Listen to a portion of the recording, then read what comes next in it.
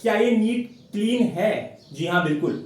ये सवाल आपके, मेरे, तमाम पेरेंट्स, स्टूडेंट, टीचर्स के मन में एक ही सवाल है कि क्या इस बार का नीट है। बात स्टार्ट होती है, नीट का एग्जाम कंडक्ट कराया गया एनटीए द्वारा 5 मई 2024 को।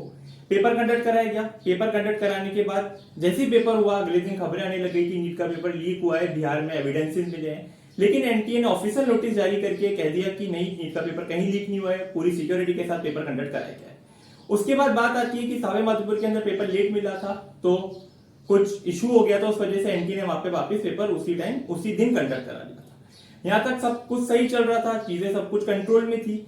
फिर बात आती है नीट के एग्जाम के रिजल्ट की, जो आना था 14 जून को, लेकिन वो निकाल दिया गया 4 जून को। यहां तक भी बात ठीक थी, लेकिन रिजल्ट के अंदर जब पता चला कि 718 719 मार्क्स दिए गए हैं, तो हंगामा स्टार्ट हुआ कि आपने 718 719 कैसे दे दिए गए, कोई पता नहीं, कोई नोटिस नहीं, 718 719 दे दिए गए और इतने सारे बच्चों के फुल मार्क्स रखना। ऑब्वियसली बात है, हर किसी को डाउट होगा कि इतना बच्चों के फुल मार्क्स कैसे आ गए, क्या हुआ, कट ऑफ एकदम इंक्रीज हो गया, कुछ समझ में नहीं आया। सारे लोग इकट्ठे हुए, प्रोटेस्ट किया, कोर्ट अप्रोच किया, तो एनटीए ने बताया कि हमने क्लेट एग्जाम का फॉर्मूला अप्लाई किया है।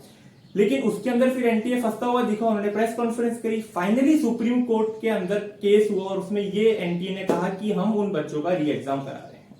तो बात ये है कि ग्रेस एग्जाम वाला तो इशू कुछ हद तक सॉल्व हो गया, लेकिन अभी भी कुछ सवाल बाकी हैं। पहला सवाल तो ये बाकी है कि जो बिहार के अंदर पेपर लीक हुआ, उसका अभी तक एनटीए ने कोई एविडेंस नहीं प्रोवाइड किए हैं। पुलिस बार बार पूछ रही कि आप हमें क्वेश्चन पेपर प्रोवाइड करिए, एनटीए नहीं प्रोवाइड कर रहा है। अभी एक और रिसेंट खुलासा हुआ है कि गुजरात के अंदर एक सेंटर के अंदर अलग अलग जगह से, झारखंड, उड़ीसा से बच्चे आए थे और उनसे डील करी गई थी कि हम आपकी ओएमआर भर देंगे। तो कहानी यह है कि नीट एग्जाम अभी भी बहुत ज्यादा अलग स्टेट में है, चीजें क्लियर नहीं है। एनटीए को अभी ग्रेस मार्क्स के अलावा और भी सवालों के जवाब देना बाकी है।